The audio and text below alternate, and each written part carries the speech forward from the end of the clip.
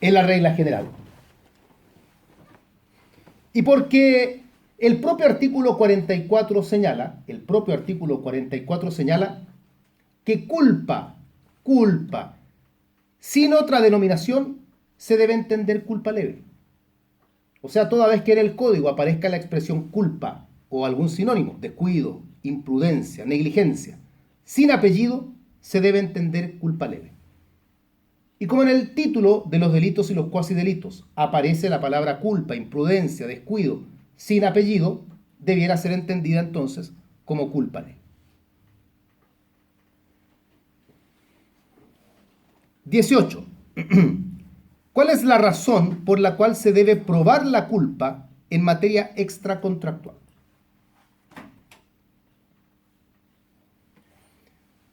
Esta suele ser una de las diferencias también que uno señala de las primeras, incluso en materia contractual y extracontractual.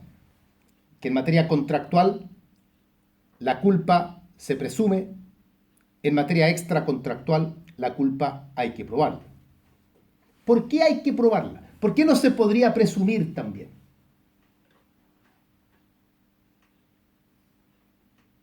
Y aquí la pregunta, para responder la pregunta, es: ¿qué es lo que se presume culpable? ¿Cuál es la frase completa? ¿Qué se presume culpable?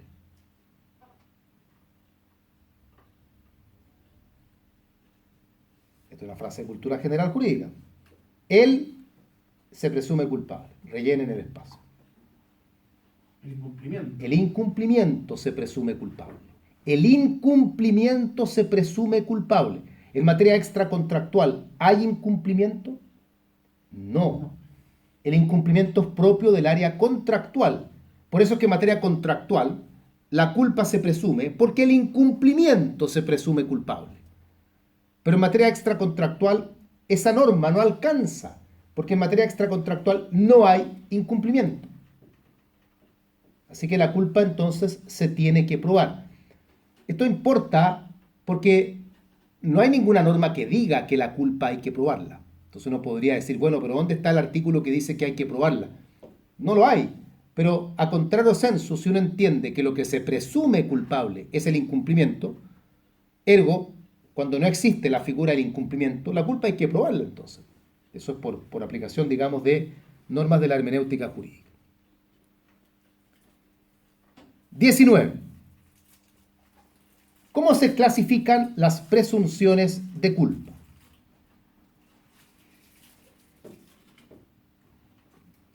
Contexto.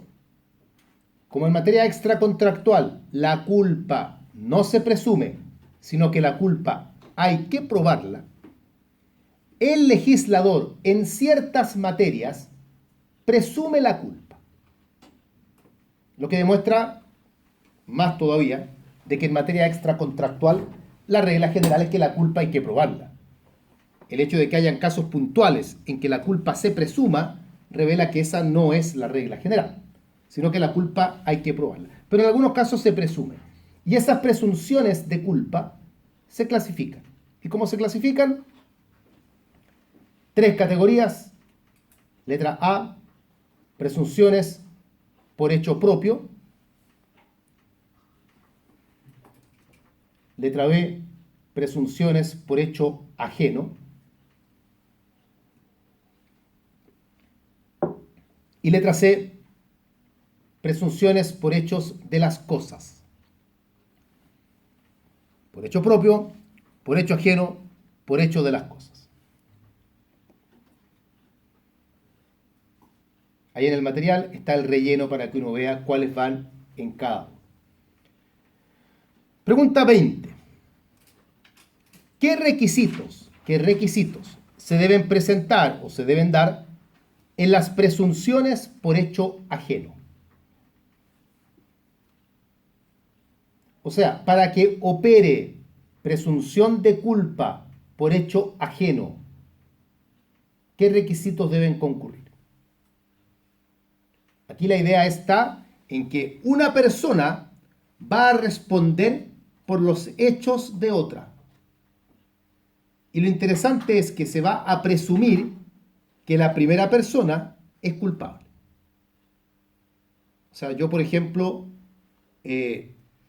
como padre, tengo un hijo mío que causa un daño.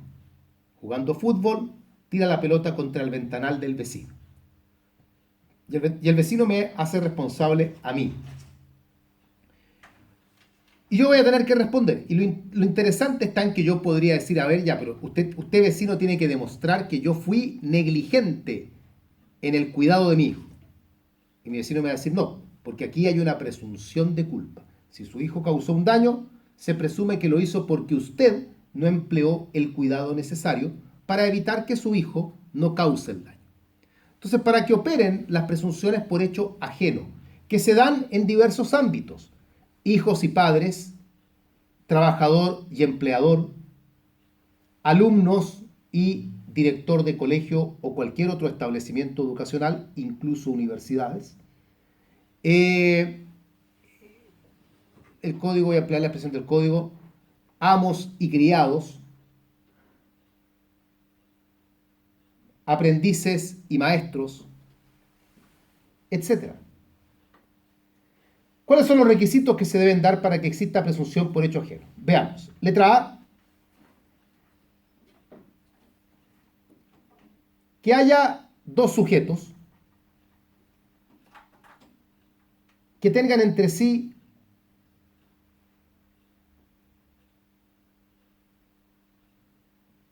una relación de guardián y subordinado.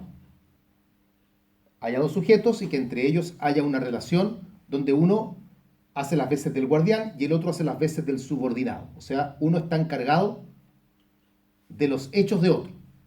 Jefe, trabajador, padre, hijo, tutor, pupilo, director del colegio, alumno. Letra B. La relación jurídica existente entre estos dos sujetos tiene que ser de derecho privado. Aquí no tiene nada que ver el derecho público. Esto no es ministro de Estado, presidente de la República, no. Tiene que ser una relación propia del derecho privado. Padre, hijo, tutor, pupilo, etc. Letra C. Ambos deben tener capacidad. Por ende, esta figura no se aplica entre padre e hijos incapaces. La presunción por hecho ajeno no abarca el que yo tenga que responder por lo que haga mi hijo de 5 años.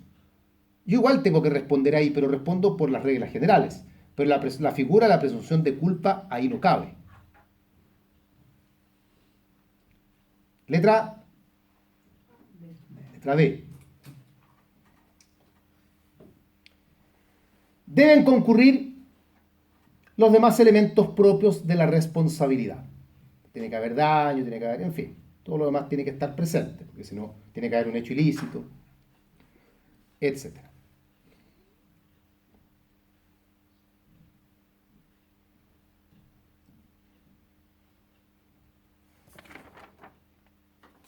Pregunta 21. ¿Quién responde por los hechos de los animales? ¿Quién responde por los hechos de los animales? Un animal causa un daño. ¿Quién responde en este caso?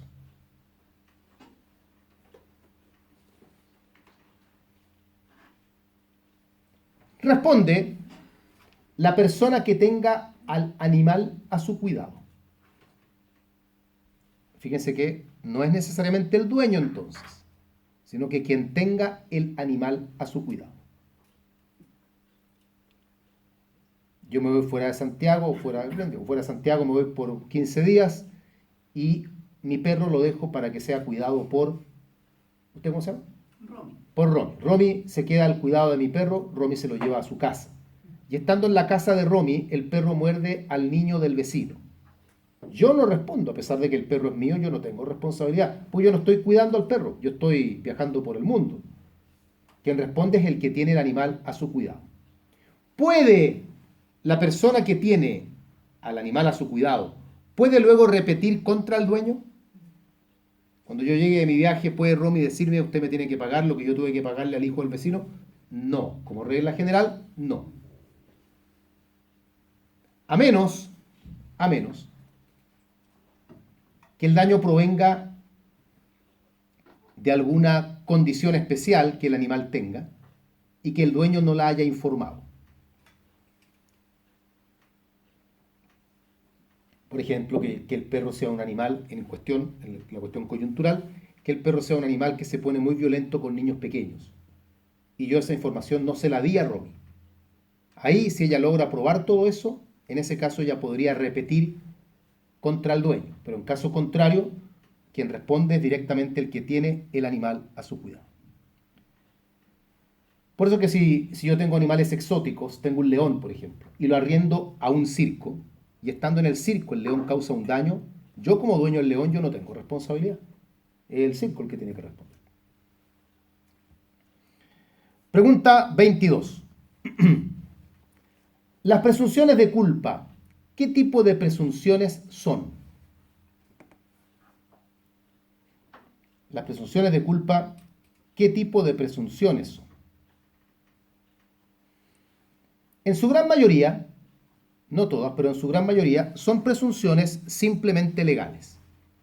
En su gran mayoría son presunciones simplemente legales. Es decir, de aquellas que admiten prueba en contrario.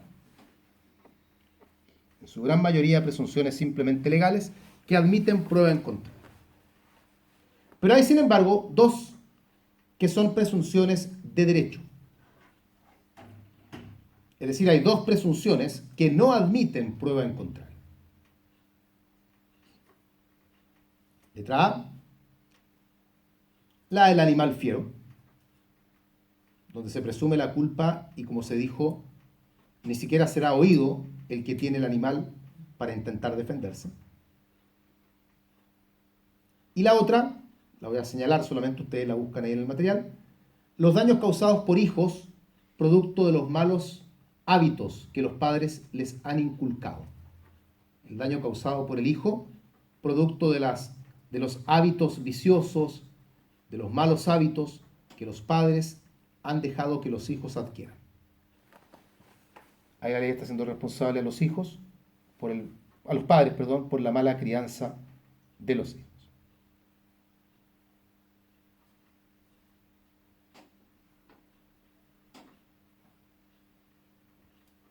Profesor, pero a pesar de eso, de que sea una presunción de derecho, en el fondo el que determina si es un mal hábito es el tribunal. ¿No? Claro, o sea, la presunción es de derecho. Ahora, Claro. analizar qué se entenderá por mal hábito o no, esa es una cuestión coyuntural, caso a Claro. caso. Bien, dejamos de lado el tema de las presunciones de culpa. Nos vamos ahora a un tema breve, pero que igual hay que ver algo, conocido como el cúmulo de responsabilidades. Cúmulo de responsabilidades. Pregunta 23. ¿Qué es el cúmulo de responsabilidades?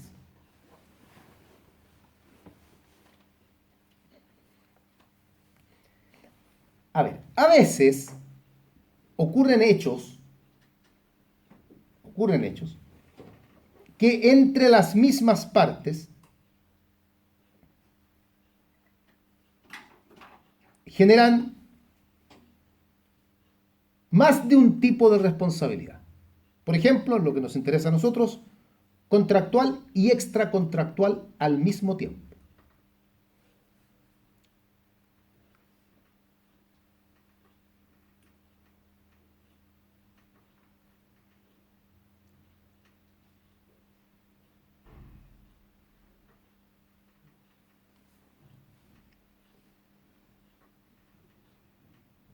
Ejemplo muy simple de captar. Yo celebro un contrato con, ¿cómo se llama usted? ¿Yo? Sí. Georgiana. Yo celebro un contrato con Georgiana. Ya. Y el contrato consiste en que yo le he prestado a Georgiana mi auto. Contrato de comodato. Una de las obligaciones del contrato es que Georgiana debe cuidar el auto. Y el día que Georgiana se dirige a mi casa a devolver el auto, ella va en estado de ebriedad. Y producto de aquello, cuando ella va llegando a mi casa, choca el auto. Hasta ahí tenemos claro que Georgiana tiene que responder contractualmente porque fue negligente en el cuidado del auto que yo le presté, le causó daños porque lo chocó y tiene que reparar. ¿Estamos claros en eso? El tema está, y aquí completo el ejemplo, en que ella chocó el auto, pero ella ¿con qué chocó el auto? Lo chocó con el portón de entrada de mi casa. No se fijó que estaba cerrado y embistió contra el portón echándolo abajo. Entonces yo soy la víctima y yo he sufrido daño en el auto que le presté a Georgiana, pero también sufrí daño en el portón de mi casa. El tema vinculado con el portón de mi casa es ajeno al contrato de comodato. Porque si ella hubiese chocado con el auto prestado por cualquier persona, igual me tendría que responder a mí. O sea, haya habido o no haya habido contrato, ese es un tema independiente. Pero el daño causado a mi auto, además, que yo le había dado a ella en comodato, ahí la responsabilidad es contractual. Entonces, entre las mismas partes surge, derivado de un mismo hecho, surgen dos tipos diferentes de responsabilidad. El cúmulo de responsabilidades es una teoría que se pregunta si acaso es posible perseguir ambas responsabilidades juntas. O sea, ¿se puede acumular una responsabilidad con otra? ¿Puedo yo demandar a Georgiana vía contractual y además vía extracontractual? Y en Chile la respuesta es muy clara, es no. No se pueden intentar dos demandas entre las mismas partes por un mismo hecho. El camino a seguir no es perseguir las dos responsabilidades por separado o conjuntamente. Pregunta 24. ¿Qué es la opción de responsabilidades? Este es un tema paralelo al cúmulo, la opción.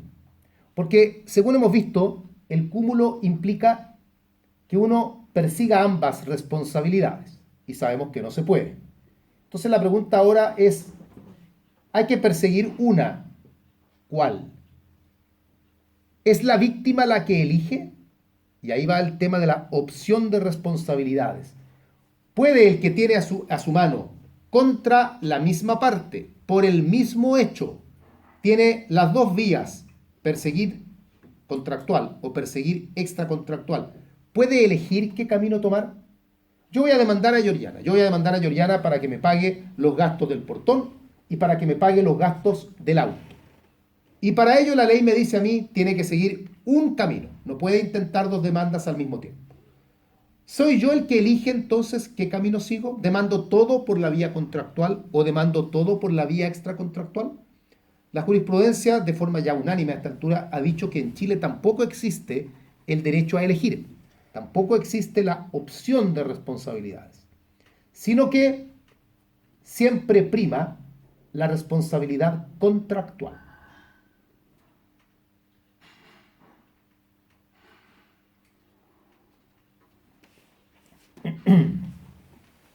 O sea, en nuestro ejemplo, yo voy a demandar a Georgiana por todos los daños que sufrí y lo haré contractualmente, sometiéndome a las reglas particulares de la responsabilidad contractual. Ojo, porque hay, sin embargo, dos casos en que la víctima puede elegir. Habrían dos circunstancias, dos situaciones en que la víctima sí podría optar, sí podría elegir qué camino seguir. La primera excepción, letra A, de acuerdo a la autonomía de la voluntad, si en el contrato se hubiese pactado que la víctima podrá elegir qué camino seguir. Supongamos que en el contrato, poco probable por el tipo de contrato, pero en el contrato se hubiese dicho que frente a un hecho como el que describimos, yo tendré el derecho para elegir qué camino tomo, si tomo el camino contractual o el extracontractual. Como no está prohibido formalmente por la ley, en derecho privado se puede hacer todo aquello que la ley no prohíbe, perfecto, se podría. Letra B, la otra excepción, cuando el hecho es además susceptible de ser perseguido penalmente.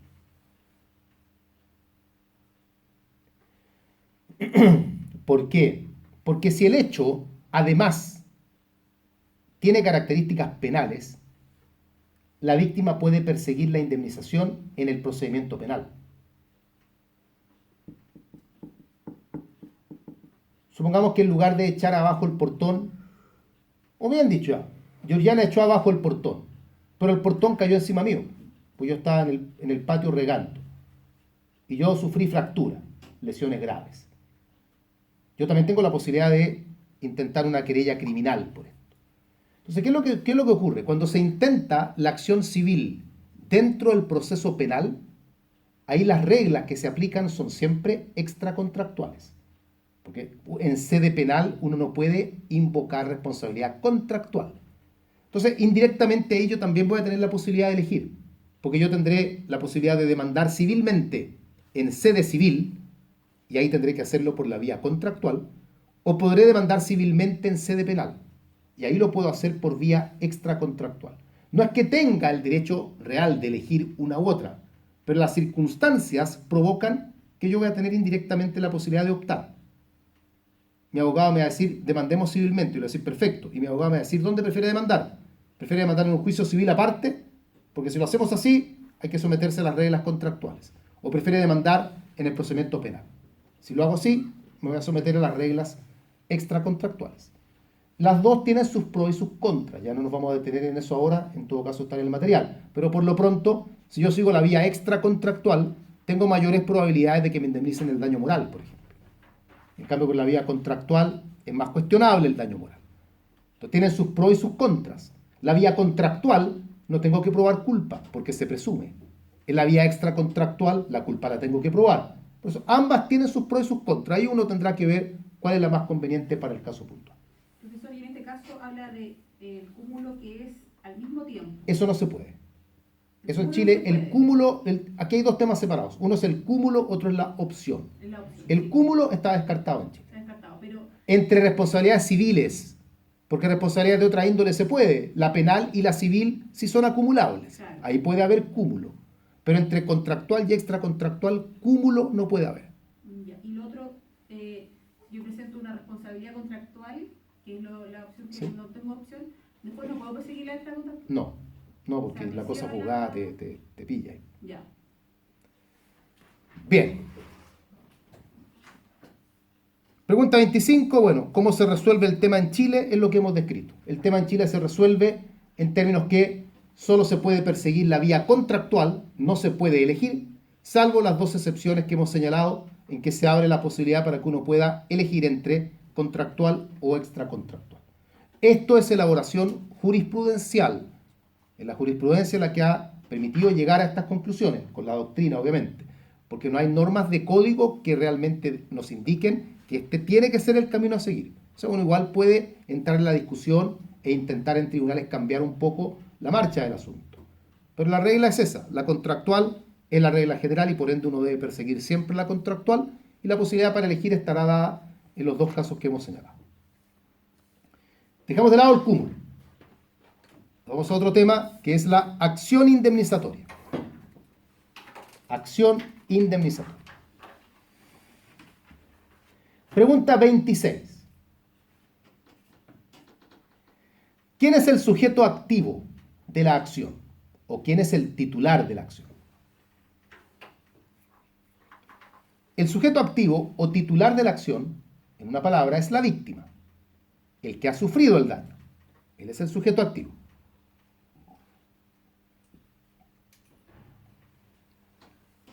Pero ¿quién es la víctima? Para entender quién es la víctima, o sea, para entender quién es el sujeto activo, hay que distinguir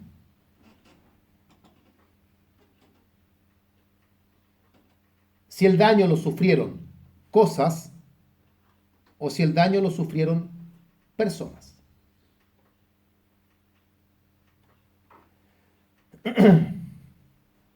Si el daño lo sufren cosas,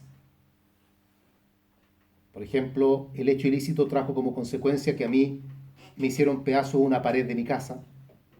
No hubo desgracias personales como dicen en televisión, pero sí daños en los bienes. Eso es lo que estoy describiendo.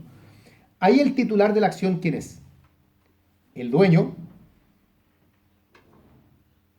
pero también cualquier persona que tenga sobre la cosa algún derecho. O sea, no solo el dueño, puede ser un arrendatario, un comodatario, un usufructuario, un acreedor hipotecario, en fin. Obviamente el dueño, porque no podemos negar eso, pero cualquier persona que tenga algún derecho sobre la cosa. Cuando el daño lo sufren las personas, me atropellaron y me fracturé la pierna, ahí el daño lo sufrí yo, ahí la víctima, el titular es la persona que ha sufrido el daño. O sea, el titular de la acción ahí soy yo.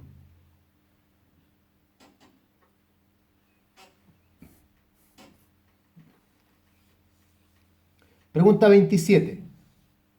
¿Contra quién se dirige la acción? ¿Quién es el sujeto pasivo ahora?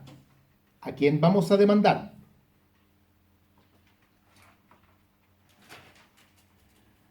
También, en una sola palabra, el autor del daño. El autor. Civilmente, se entiende por autor a toda persona que tenga algún grado de participación. Ustedes deben recordar que en materia penal, los grados de participación nos permiten distinguir entre el autor, el cómplice y el encubridor. En materia civil, todos ellos son autores. Civilmente nosotros no hablamos del autor, del cómplice y del encubridor. Los tres responden como autores. Incluso agreguemos que si son varios, sabemos que hay solidaridad entre ellos. O sea, si hay un autor y un cómplice, para mí los dos son autores y yo persigo solidariamente la obligación en ellos.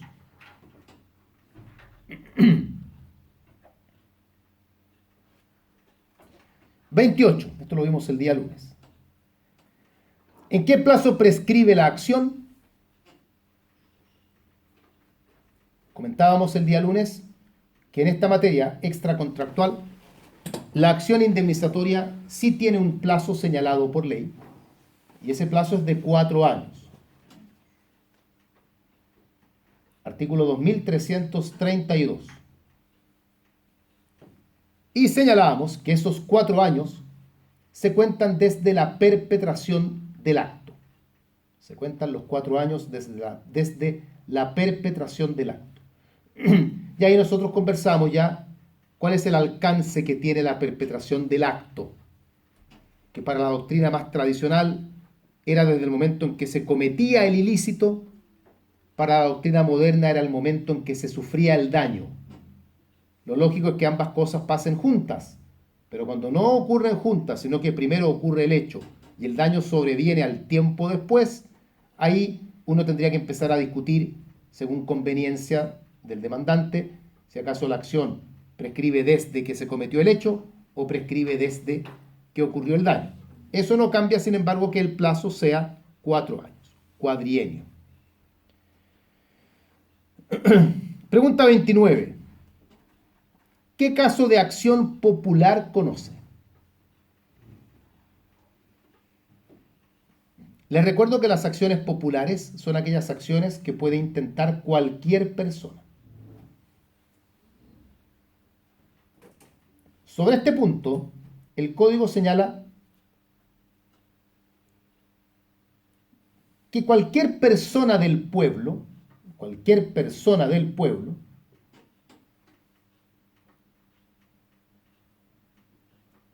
podrá intentar la acción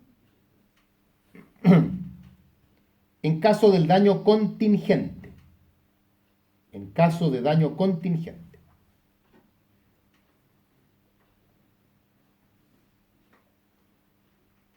Artículo 2333.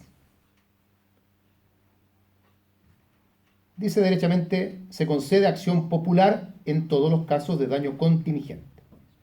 ¿Qué artículo es, perdón? 2333. Pregunta 30, que va a complementar lo que dijimos recién. ¿Qué es el daño contingente?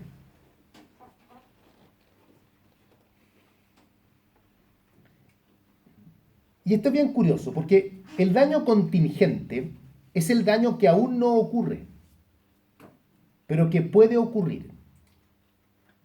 O sea, estamos frente a una situación en que se corre riesgo de sufrir daño, pero el daño aún no se produce. ¿Y qué dice la ley? Que esta acción popular la puede intentar cualquier persona, no con el fin de que se indemnice, porque acá no hay daño todavía, sino que el fin de la acción es que cese la circunstancia que está amenazando con causar daño. Ahí les voy a dar un ejemplo para que lo entiendan. Que se ponga término a la circunstancia que amenaza con causar daño. Un ejemplo también muy clásico de clases.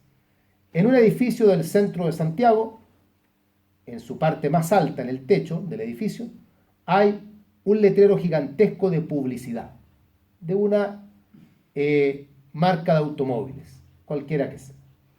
Sin embargo, ese cartel publicitario, que es muy, muy grande, está muy mal instalado. Y cada vez que hay un viento, ni siquiera fuerte, un viento de mediana intensidad, se empieza a mover de un lado a otro el letrero. Y en cualquier momento el letrero cae al vacío. El punto está en que si llega a caer, cuando caiga, ¿quiénes sufrirán el daño? Son personas en este momento indeterminadas. Será los que tengan la mala suerte de estar transitando por ahí. Podrían ser ustedes, podría ser yo, podría ser cualquier persona.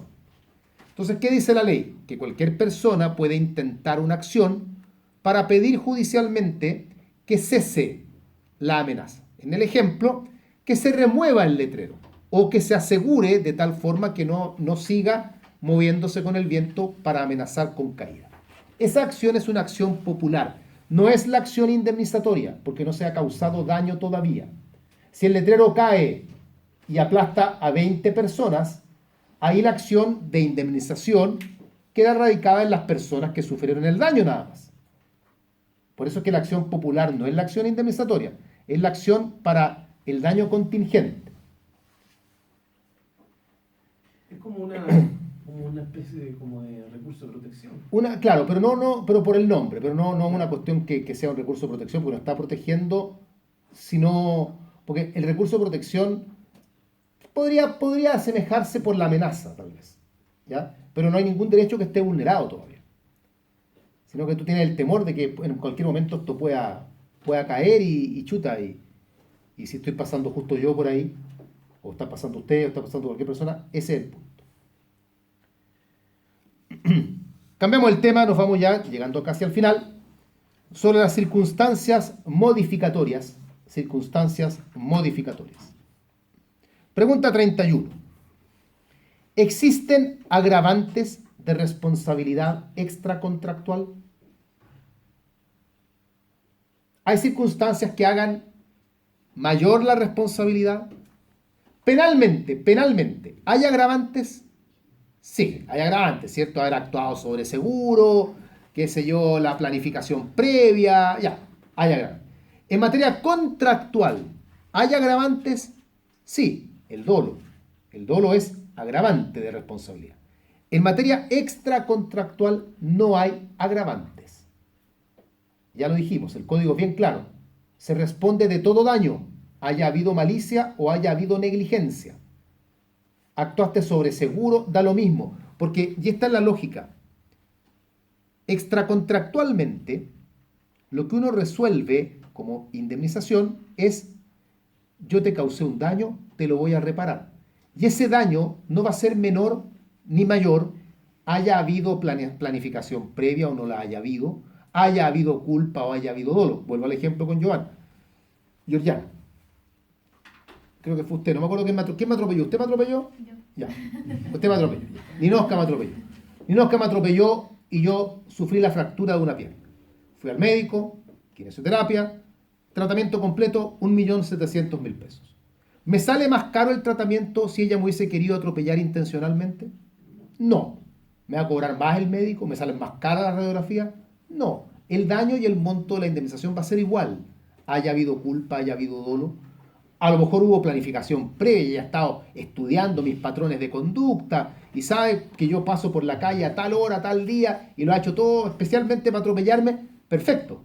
Penalmente, eso para ella le trae consecuencias más dañinas. Pero civilmente no, porque va a tener que indemnizar el monto del daño y el monto del daño no va a variar por ningún elemento externo. Pregunta 32. ¿Hay circunstancias eximentes de responsabilidad? Sí, hay. Por ejemplo, Que sobrevenga una demencia. no. O sea, habría una incapacidad ahí, pero igual responsabilidad va a haber. Puntos para quién. Pero ¿qué eximente de responsabilidad puede haber? Podría ser caso fortuito. ¿Ya? Fuerza mayor, caso fortuito, la culpa de la víctima. Claro, Ninosca me atropelló. Pero, ¿y si resulta que en realidad lo que sucedió es que yo pasé con luz roja caminando por la calle, yo en estado de ebriedad, y ella fue todo lo diligente que pudo ser, pero yo poco menos que corrí hacia el auto para que me atropellaran? ¿Qué pasa en ese caso? También se toma en cuenta ese elemento, incluso ese elemento se toma en cuenta también para disminuir el monto de la indemnización, es lo que en doctrina se conoce con el nombre de la compensación de culpas. O sea, yo tuve responsabilidad, pero tú también la tuviste. Yo te atropellé, pero tú atravesaste a mitad de cuadra corriendo. O saliste de imprevisto detrás de un camión y yo no te alcancé a ver y no alcancé a frenar. Entonces yo tengo culpa, pero tú también la tienes. Por último, pregunta 33. ¿Tienen valor las cláusulas que limitan la responsabilidad?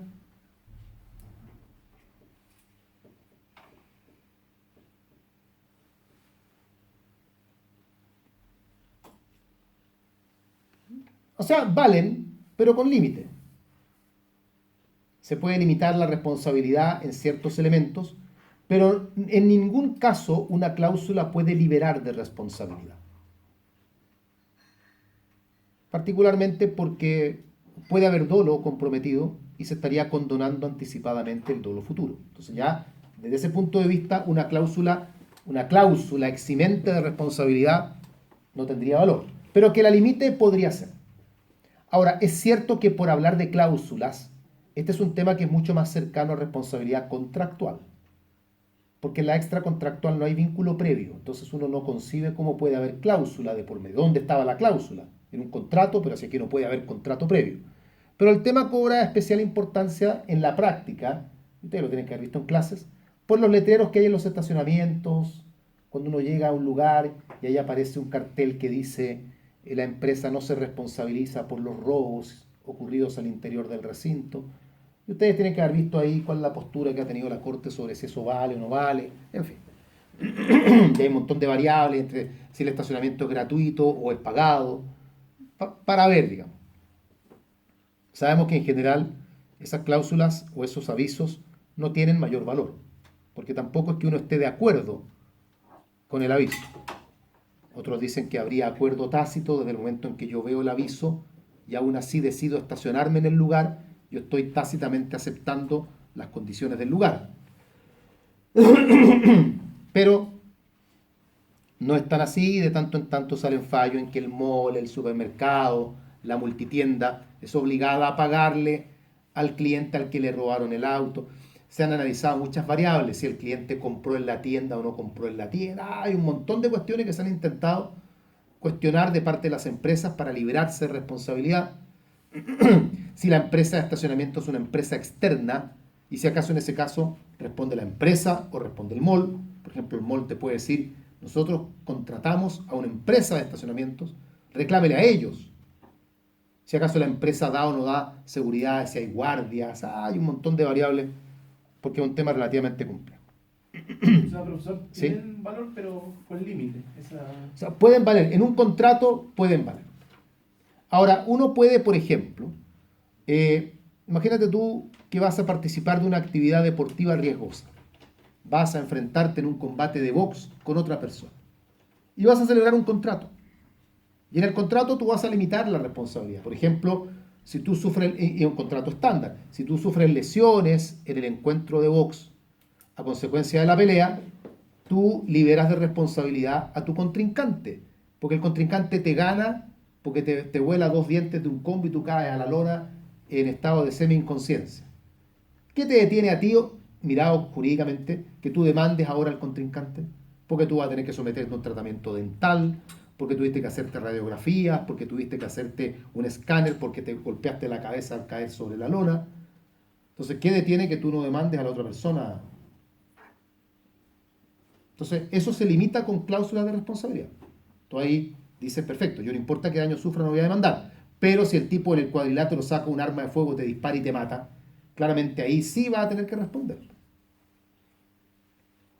Hay un caso de box que es un caso por allá por la década de los 80, creo, 80 y algo, 90 y algo, de un boxeador que estaba en ascenso, no recuerdo el nombre. No llegó a ser nunca muy conocido pero era un tipo que estaba invicto y todo, y peleaba contra un boxeador que estaba a punto de retirarse. Y todos aseguraban que el cabro joven, que estaba en ascenso, que estaba invicto, iba a ganar fácil, el tipo que se retiraba hacía tiempo que no ganaba una pelea. Y sin embargo la pelea curiosamente llegó hasta el final. De hecho el cabro joven quedó completamente desfigurado por la potencia de los golpes del rival, en fin. Y después de la pelea se descubrió que lo que había pasado es que el boxeador de más edad había sacado de los guantes el relleno que los guantes tienen y había colocado yeso. Entonces el tipo en cada golpe, imagínate, de hecho el cabro joven se tuvo que retirar del box porque quedó completamente desfigurado, quedó casi ciego. Entonces ahí tú dices, bueno, ahí por mucho que haya un contrato por medio en el que tú dices, no importa los daños que yo sufra, renuncio al derecho a perseguir una indemnización, claramente hay una conducta dolosa ahí. Y ese dolo no puede ser condonado anticipadamente, así que ahí, no voy a ir al caso del detalle porque lo desconozco, pero ahí uno sí podría haber demandado civilmente. ¿Bien? Ahora, discutamos en otro día si tú demandas al boxeador, demandas a la empresa, porque esto es una pelea profesional, digamos, los encargados de ver en qué condiciones están los implementos en la empresa que ofrece el espectáculo. Entonces, ¿de quién? Aquí hay culpa compartida. Mía, porque yo relleno mis guantes con yeso, y también de los árbitros, de los inspectores que deben revisar todo antes de la pelea, y aparentemente no se hizo. Buscan el video por ahí si lo quieren ver, porque hay video de la época. Sí. Sí, fue en su momento fue bien conocido. Bien, estamos listos por hoy entonces. Nos vemos mañana con la primera parte de la teoría general del contrato y ahí paramos hasta vuelta de las fiestas patrias.